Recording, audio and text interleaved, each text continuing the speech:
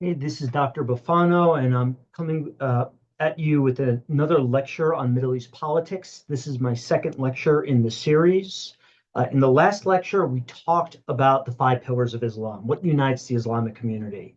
Now, in today's lecture, we're going to talk about the Sunni-Shi'a divide. So one of the major sources of division, political divisions within the Islamic community today. So first, let me share my screen with all of you, and I'm going to go into this academic lecture by just first talking about some of the objectives of it. So really the first objective, if we want to understand the difference between Sunni and Shia Muslims, one of the keys to doing this is understanding the importance of what we call clans and tribes in early Islam. Now, the word tribe is a bit of a controversial term. In Arabic, the term Qabila is used to describe tribes. So same concept in the English language. We're also going to understand the significance of the terms Ummah and Caliphate. So this is a big source of the divide between Sunni and Shia Muslims. It's over who should have control of the Caliphate. So we'll discuss what exactly that means in this lecture. And by doing this, we could then understand the difference between these two groups of people, the Sunni and Shia, and why it's been politically relevant historically in the history of Islam, and it still remains relevant to this very day for a great variety of reasons. Now, before we dive into this topic, let me just show you very briefly this map. Now, what's good about this map, it just gives us a nice breakdown of where we find Sunni and Shia Muslims throughout the Middle East. And so, as we can see here, the vast majority of the region does consist of Sunni Muslims. North Africa, most of the Middle East, most identify as Sunni, about 90%. So Egypt, Turkey, Syria, Saudi Arabia, they're all Muslim majority countries. However, there are a couple of big exceptions to this. Iran, by far, is the largest Shia Muslim country in the world. And Iraq, the majority are also Shia here. Most of them are concentrated in the southern part of the nation state. So Shiism matters greatly to this part of the Middle East. And if you know anything about the politics of the region, Iran and Saudi Arabia currently have a very intense rivalry going on for political control of the region and influence. And part of this divide does involve Sunni versus Shia politics. So we have to understand the differences between these two terms to really understand modern politics throughout the region. Now, I do have to note very quickly that not all Sunni and Shia Muslims hate each other. These communities have not always fought with one another. There is a history of intermarriage and dialogue between these groups. With that said, there are differences between these communities that are important. So, in order to understand what Sunni and Shia Muslims disagree on, we have to first understand the importance of clans and tribes in early Arab politics. Okay, so during the days of the Prophet Muhammad, he lived from the years 570 to 610 AD.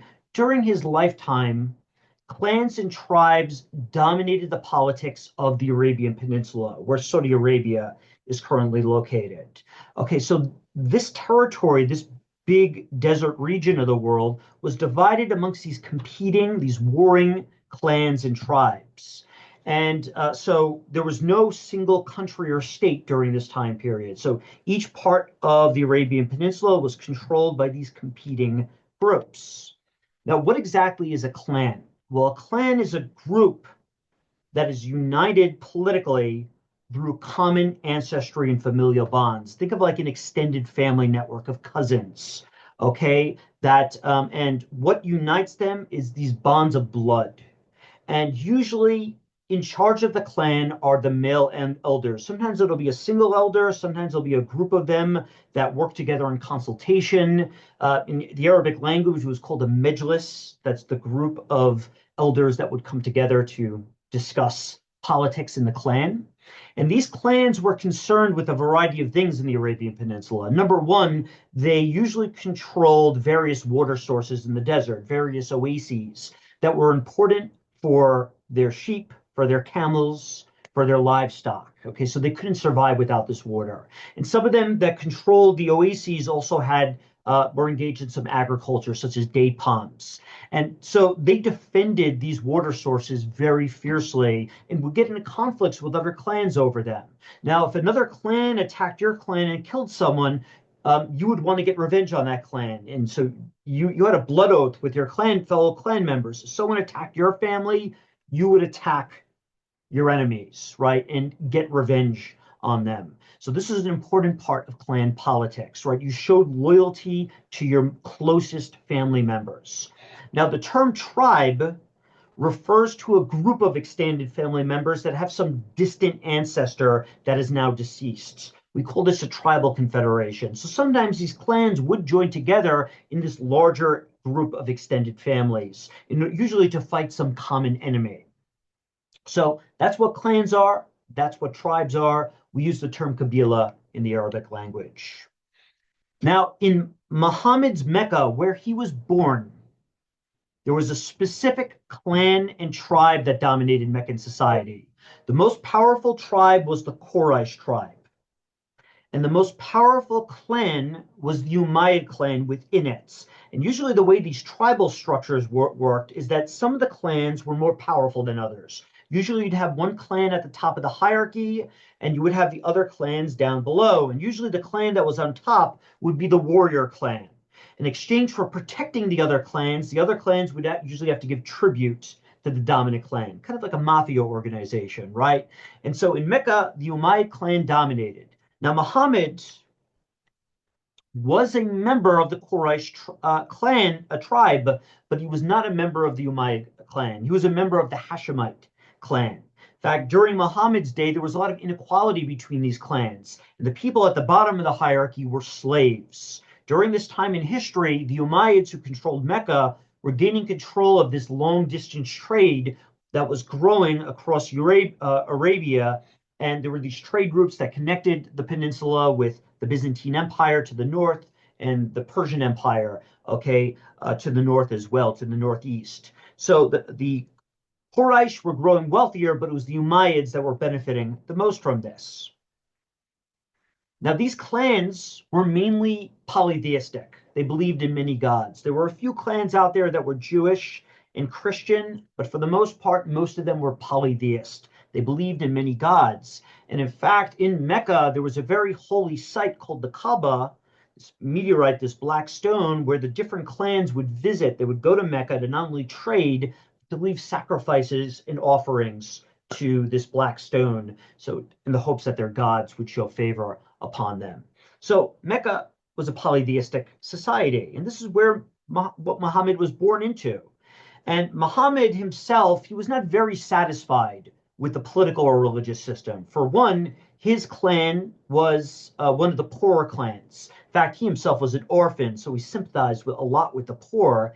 And he himself was not satisfied with the polytheistic beliefs. In fact, during his time, he was a merchant trader. He led a lot of caravans throughout the Arabian Peninsula. He came into contact with a lot of monotheists, particularly Jews. And so he himself, he wasn't satisfied with polytheism. He went into the mountains outside of Mecca to pray, and eventually he claimed to have received this revelation from God in 610. And of course, he came out as a monotheist. We talked about this last lecture, right? He comes out with these revelations that would be later compiled into the Quran. And he himself, part of what motivated his politics is that he was from the Hashemite clan of the Quraysh tribe. And this clan, as I said, was poor, was politically marginalized. And so in this community in Mecca, he begins to promote monotheism. He also promotes egalitarianism, this idea that wealth should be redistributed to the poor, right, through charity, and that this was something that was moral, was the right thing to do.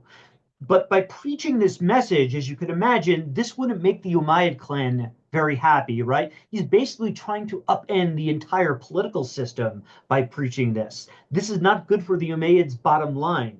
And so what happens is eventually he becomes this kind of rebel rouser. He develops this community of believers, and then he gets kicked out of Mecca in 622 AD. He's forced into exile with his followers, and he leaves. Now, he was lucky.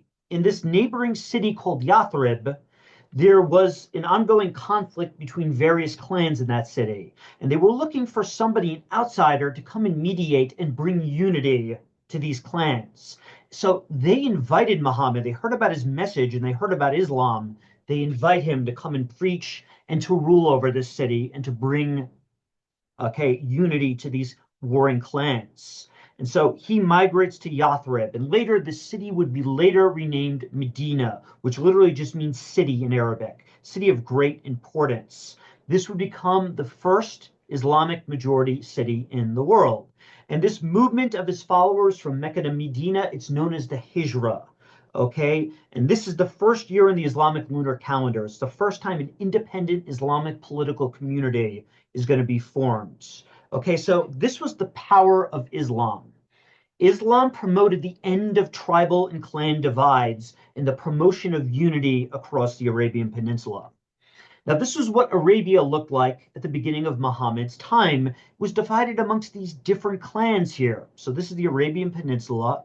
And here we see in the town of Mecca, the Quraysh tribe dominated politics, and the Umayyad clan specifically. And here his followers moved up to the city of Yathrib to the north, to Medina, where they settled this, where they created this independent political community by 622 AD.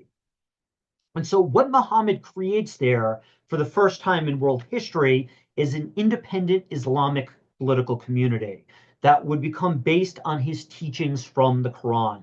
Later, through the compilation of various sources, this is what Sharia law would be based off, right? So we discussed that a bit last lecture. And this term ummah in the Arabic language means the Islamic political community. So this is a community that is united on Islamic principles. And it was Muhammad's goal. Muhammad, see, he wasn't just a prophet, a religious leader, like someone, for example, like Abraham. He was also a political leader. He wanted to rule a political community. He was a warrior. Okay, he was a politician. So when you think of Muhammad, think of a prophet, but also think of a political leader that mixed religion and politics. And what was unique about his message is that it provided political unity to the divided clans of Arabia. This is why identities are so important in politics. They can either divide communities. So a tribal identity, for example, would divide the Arabian Peninsula during this era. But a religion like Islam provided a potential source of unity, right? We're all equal under the eyes of God. It provided a single message, a single set of rules for all of these different peoples. Now, the Umayyads, they considered Mecca a threat. So remember, polytheism was a big part of the belief structure of the Meccans in the Umayyad clan. And they made a lot of money off the pilgrimage that went into Mecca. And so as a result, Mecca and Medina fight in a series of wars over control of the trade routes and over control of the hearts and minds of the people of Arabian Peninsula. This battle lasted for 7 years, 623 to 630 AD. What eventually happened, of course, is that Muhammad's forces ended up being victorious. By 630, Muhammad's forces win, and he returns to Mecca victorious. And what he does is he turns the Kaaba from a polytheistic monument into a monotheist one. That's why the pilgrimage takes place to Mecca today. It's why people pray towards Mecca today. And until his death, just 2 years later in 632, he controlled most of the Arabian Peninsula. And so this is what's significant about Muhammad. He wasn't just a religious leader, the founder of a religion. He brought political unity to these tribes for the first time in world history. He created a political force out of all these Bedouin, out of all these migrant herders, okay, who previously were at war with each other, and he gave them a common purpose, a common goal, the creation of a single community. Islam spreads as a consequence throughout the peninsula. And so here's a map. Throughout Muhammad's lifetime, he spreads Islam and creates, you see in green here, this Islamic political community. And before his death, he had these dreams of spreading the faith beyond conquering the Byzantine and the Persian Sassanid Empire. But this would not take place until after his death. Now, this brings us to this term, the caliphate. Okay, so A big question remained after his death. So he dies in 632. But here's the thing. He left no blueprints about who should succeed him, right? It wasn't very clear about how the succession process took place. Some individuals wanted his direct bloodline to take control of the caliphates, right? So his descendants, his children and his children's children. But other people felt that any good Muslim should be able to take control of the community. So there was this question over the successor. And this term successor in Arabic, okay, it's known as Khalifa or Caliph in the English language. Caliph literally means the person who should succeed and have political control, specifically of the Islamic community, right? Who should rule this entire political community? And you might have heard this term before, like ISIS recently, for example. Their leader, al-Baghdadi, came out and claimed to be the caliph, the true leader of the whole Islamic community. So this term caliph, it simply means political leader of the community. Now, there were two groups that emerged out of this controversy, who should succeed the community. The first of these groups was the Sunni. All right, what the Sunnis believe is that any good Muslim can succeed the Prophet. It doesn't matter if they're a direct descendant to Muhammad or if they are just any other good Muslim within the community, Quraysh or otherwise. So their belief is as long as they followed the Sunnah, the path of Muhammad, right? They read the Quran, they followed the 5 pillars, they could be a political leader. That's why they're known as Sunni, right? It comes from this term Sunnah. And the first 4 successors of Muhammad, okay, they were Quraysh, but not his descendants. They weren't his direct descendants. Abu Bakr, Umar, Uthman, and Ali Abu Talib, his first 4 successors, were not his children or his children's children, right? They were not his direct descendants. All of these caliphs, they were chosen through a process of consensus among the clan leaders. So the clan leaders got together after Muhammad's death, they had a discussion, and they nominated a candidate, a compromise candidate that they would all be happy with. That was Abu Bakr. And after his death in 634, they chose Omar. And after Omar died in 644, they chose Uthman. And after his death, they chose Ali Abu Talib, who happened to be the cousin of Muhammad, someone he actually grew up with in the same household. So these 4 succeeded Muhammad. And these 4 leaders, they're often known as what's called the Rashidin caliphs, so the rightly guided caliphs, because they were chosen through this process of consensus, right? So you didn't have bloodshed prior to the succession, so there was agreement among the clan leaders. It's kind of a pseudo-democratic process. And in fact, many Muslims today use this as a justification for democratization, interestingly enough. Furthermore, these caliphs were widely successful politically.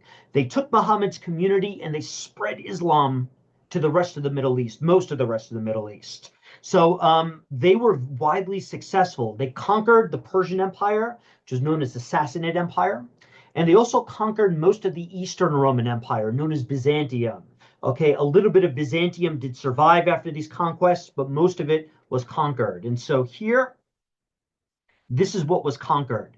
Now, in this dark color, we have under Muhammad from 622 to 632. He conquered much of the Arabian Peninsula. His successors conquered much of the Middle East and much of North Africa, what is now Iraq as well, Syria, Lebanon, Palestine, Iran. So they conquered this huge chunk of territory. And so widely successful, these Rashidin caliphs, widely celebrated by the Sunni today for their political success. And over the following centuries, Islam would spread through missionary work and other means throughout the region. Now, not everybody was happy with these Rashidin caliphs. There was one group of people in particular that were not happy, and these people were the Shia. Okay, during this era, when Abu Bakr was chosen, some individuals in the Islamic community very aggressively disagreed. Okay, they're very emotional in their disagreements. The Shia believed only descendants of Muhammad should be caliph. Now, they had a religious sort of justification for this. They felt that Muhammad While they didn't believe Muhammad was a god, they did believe he was very special. God gave him this very special revelation. He had this special knowledge, and therefore his descendants were more likely to have it. So there was this religious justification. Now, of course, as you can imagine, there would also be some secret motivations, political motivations. His descendants, right, are going to want to promote this, right, because they're going to want more political power. And so what we see ironically emerging here is a tribal divide within this early Islamic community. And the Shia, they wanted Muhammad's daughter Fatima and her husband Ali, who was also Muhammad's cousin, to take control of the caliphate. They would specifically wanted Muhammad's cousin Ali. So they wanted his bloodline. Because Muhammad's cousin Ali married his daughter Fatima and had children, they should be the ones to take political power. Now, as you learned, it was Abu Bakr that initially got the caliphate, not Ali. And Ali's supporters were very upset about this. Now, the fourth Rashidun caliph that was chosen by succession was Ali, but it was given to him by the others in the community because they thought he was the best fit to rule, not because he was the descendant of Muhammad. But the Shia felt the reason why Ali should have had the caliphate to begin with was the fact that he married Muhammad's daughter Fatima, and therefore their children would pass the bloodline on. So the Shia wanted Muhammad's direct descendants to be the caliphs. They believed this bloodline had the right to the caliphates, and that bloodline alone. And so they believed this bloodline, it was blessed, it was special, it had the blessings from God, right? And it showed they should have taken over the community. Now, these descendants of Muhammad are known by the Shia as imams. Imam literally means in Arabic to be in front, right? And so they should be out in front of the community. They should be in charge. And so Ali, he actually became caliph from 656 to 661. And this did make the Shia happy. And they were hoping that his children and his children's children would take control of the caliphate in the future. But this is not what happened. What ended up happening early on in Ali's caliphate is that other tribes began to challenge him for control of the Islamic community. Supporters of Ali, who are known as Shia, in fact, the word Shia means partisan. Shiat Ali is partisan of Ali. That's where the term Shia comes from. Fought in a civil war with Sunni Muslims in 661, who supported another member of the Quraysh for control of the Islamic community. Not everybody supported Ali becoming caliph. So thus there was a divide, a split. And these Sunni Muslims supported, ironically, a member of the Umayyad clan named Muawiyah. By this time, the Umayyads, they converted to Islam, and thus they didn't support this idea that Muhammad's direct descendants, the Hashemite, should have control of the Islamic community. They wanted the Umayyad clan to have control of it. So very ironically, what leads to this first civil war within the Islamic community is a tribal divide. This is the tribalization of Islam here, the emergence of the Sunni and Shia divide. And what ended up happening is that the Sunni Muslims won this civil war. Muawiyah was victorious, and Ali was assassinated in the town of Najaf in what is now southern Iraq. So Ali, he ends up being martyred as a consequence of this. In fact, there would be a long history of Shia political leaders and rebels getting martyred in the aftermath of his assassination. And the Umayyads, for their part, they established a new caliphate.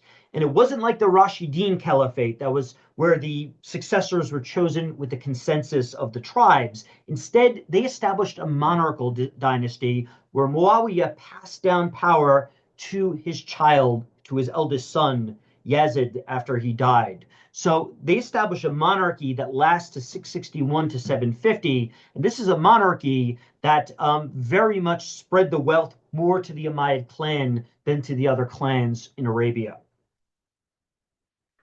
And by the time of the Umayyad Caliphate, they had controlled most of the Middle East, establishing this very powerful empire that stretched all the way from Spain to Central Asia. So This was the world's largest empire since the time of Alexander the Great.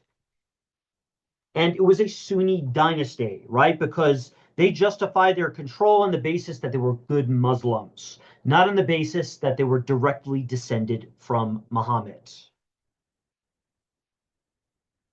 Now, the Shia, for their part, did not give up their struggle.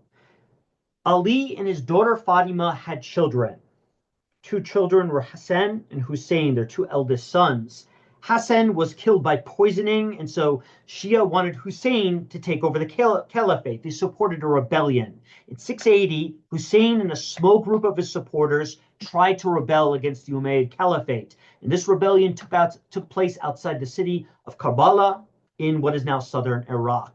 And Hussein, just like his father Ali, lost this war in a very bloody fashion. His supporters were massacred by Muawiyah's son Yazid. So in a very bloody battle.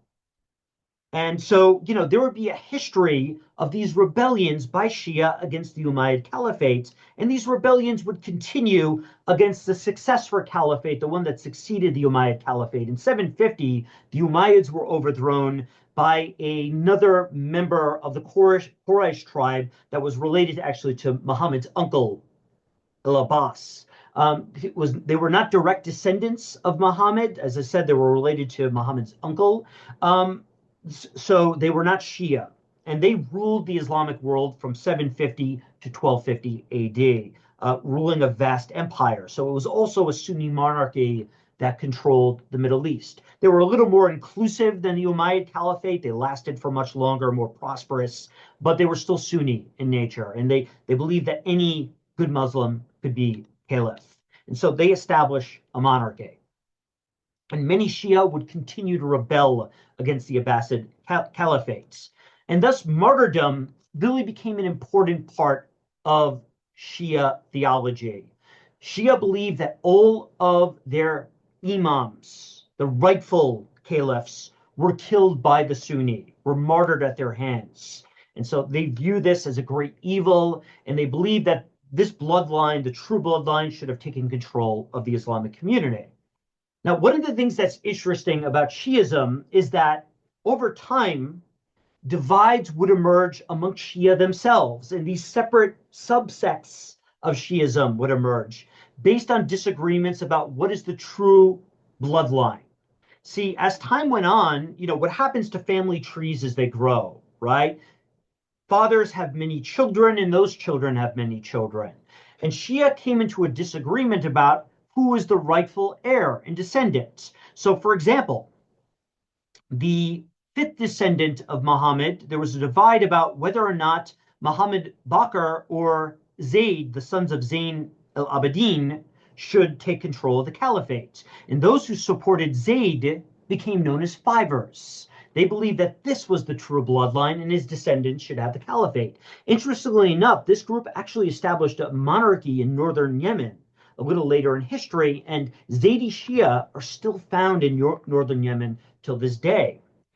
There was another schism that took place. So down the line, there was a divide over whether or not the sons of Jafar Sadiq, Ismail or Musa Kazim, should have control of the caliphates. And the sons of, the descendants of Ismail, they are known as Seveners or Ismailis. They would go on as well to form a variety of dynasties and religious sects. One of the most famous ones was the Fatimid dynasty that ruled Egypt for a couple of centuries later in history. So there was a bunch of different dynasties that emerged throughout history. Now, the most famous group of Shias are the Twelver Shias. And we're going to zoom in on this one because this is by far the most common form of Shiism. They form about 85% of the Shia community today. Now, what are the basic beliefs of Twelver Shiism? Well, first off, just to reiterate here, it is the most common form of Shiism. That's kind of why I'm doing a little bit of a deep dive into this one. Okay, there are many varieties of Shiism, but this is the big one. It's the most common. It's the one that dominates Iran, southern Iraq. It's the type of Shiism we also find in Lebanon today. Twelver Shia, much like Sunni Muslims, have much of the same beliefs. both of these groups believe in the five pillars of Islam. And so if you want to know what those are, go review my prior lecture. They are all Muslims, right? They believe in the prophecy of Muhammad, in the divine revelation of the Quran. They pray 5 times a day. They go on pilgrimage to Mecca. They fast during Ramadan. They give to charity.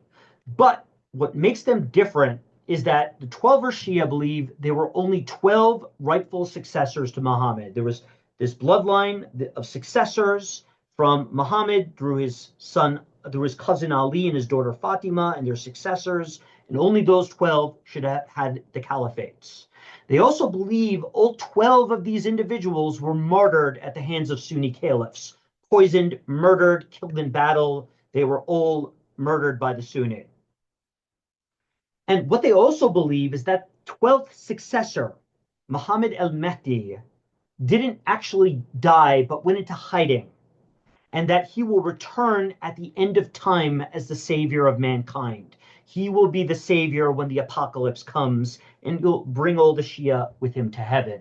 So this is a core belief of the 12er Shia that make them very different from Sunni Muslims. Sunni Muslims, while they do believe in the end of days, the day of judgment, they don't have this belief that Muhammad's 12th successor will return from hiding. Now, the Shia believe that until his return, there will not be a true caliph of the Islamic community. It will remain divided amongst various groups. So there will be permanent divides until the end of time. And until that day comes, the Shia believe that in order to give religious guidance to this community, that they need these religious scholars, well-trained scholars called ayatollahs that will lead the community, kind of like popes within the Catholic community. Ayatollah means sign of God. So someone who's inspired by God. These ayatollahs develop religious law, Sharia law, based on the sayings and doings of the Prophet Muhammad and the 12 successors of him. So it comes from the revelations of Muhammad as well as the sayings and doings of these 12 imams.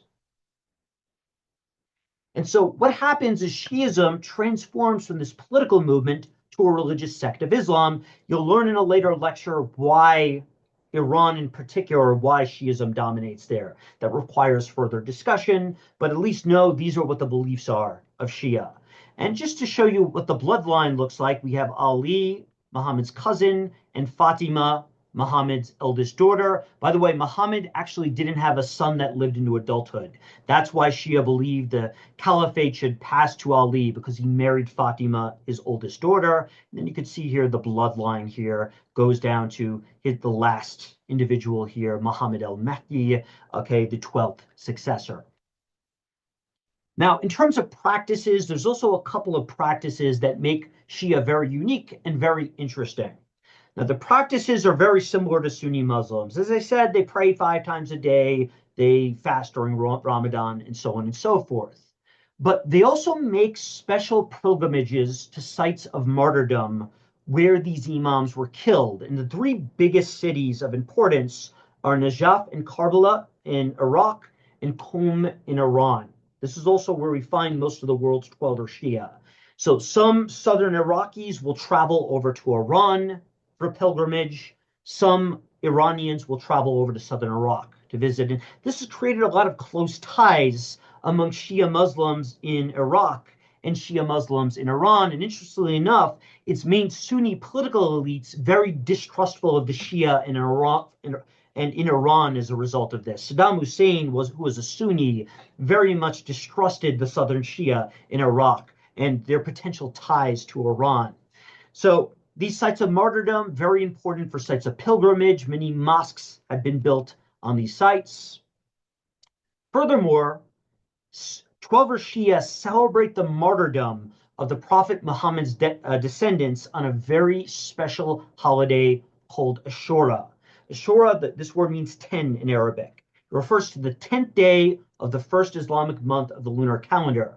This is the day of the month in which Hussein, Muhammad's grandson, was martyred at Karbala. So very important dates.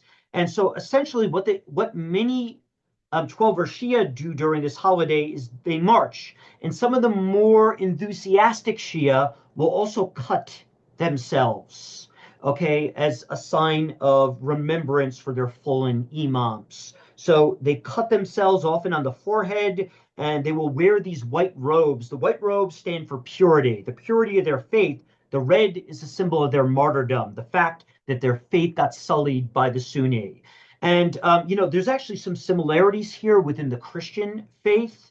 Those who, for example, monks who live lives of suffering, for example. There have been some radical sects of Christianity that have imitated Christ's being hung on the cross, imitating the suffering of Christ.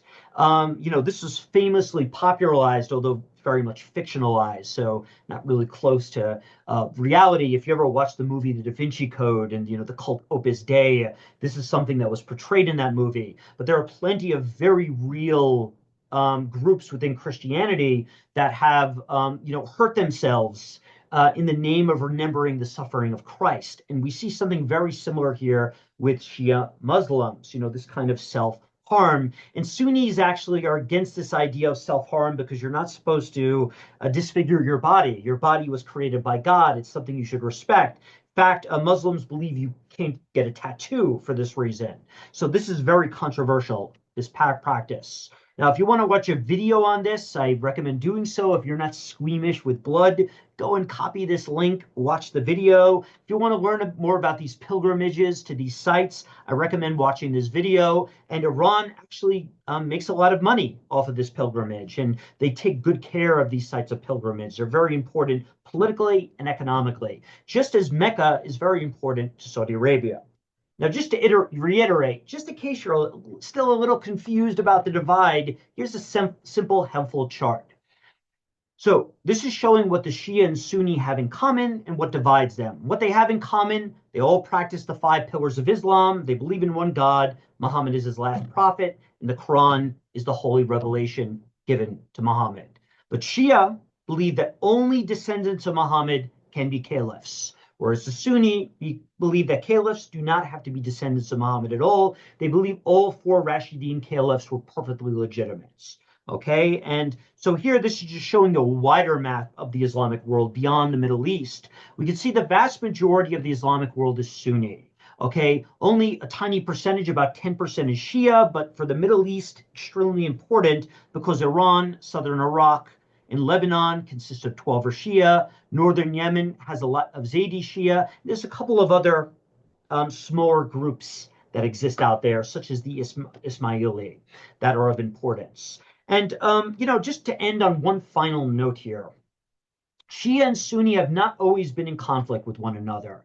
There have been various points in time where Shia and Sunni get along and have lived in peace, where the groups have engaged in intermarriage, they've prayed together, they have gotten along communally. So sometimes, though, there has been violence, but sometimes there's been peace. Think about, for example, the divide between Catholics and Protestants within Christianity. Well, certainly there's been warfare between these groups. There certainly has been peace. I have plenty of friends that are Protestant, for example, even though I grew up in a Catholic family, right? So there has not always been violence. Furthermore, while Sunnis don't think that the caliph has to be a descendant of the Prophet Muhammad, this doesn't mean that they don't think the Prophet Muhammad isn't important or that religious figures like Ali aren't important. Shia and even many Sunni consider the Prophet's bloodline to be special, okay, importance, even to be revered. Many Sunni Muslims, for example, celebrate the Prophet Muhammad's birthday. This is just one example. There's a special holiday Mawlid, which means birthday, that some Sunni Muslims do celebrate. And many Sunni ulama, religious clerics, religious leaders, and political leaders, often claim to be descended from the Prophet Muhammad, or at least from the greater Quraysh tribe, the greater tribe he was from, in order to enhance their religious legitimacy. So there are many Sunni that do this. This idea, if you're closer to the Arabian Peninsula, you're descended from the Quraysh, this will somehow give you greater blessings from God. And there was actually a lot of discrimination on the basis of language and tribe in the early Islamic community throughout the Middle East. Being from the Arab world was a way to enhance your political legitimacy. And in fact, the monarchies that survive in the Middle East today, in the Persian Gulf, Saudi Arabia, Qatar, Bahrain, Oman, for example, they all claim to be descended from the Quraysh. So do the monarchies in Morocco and Jordan. So the monarchies that survive in the Middle East and North Africa all claim to be what are called Sayyids, descendants of the prophets. So it's something that is still important today. And that we're going to talk more about the monarchies in the region later in this course. But here, all these monarchs claim descent from the Prophet Muhammad. Okay, that does it for my lecture today. If you guys have any questions, feel free to put them right down in the comments section or feel free to contact me. I'll be glad to answer your questions. And of course, if you have any disagreements with this lecture, feel free to put your comments down. I'm always willing to discuss and of course, admit to corrections that need to be made. While I do read a lot, as you could tell from behind me, of course, I am a human being. Sometimes I do I make mistakes. Okay, guys, have a great day. I'll see you in the next lecture.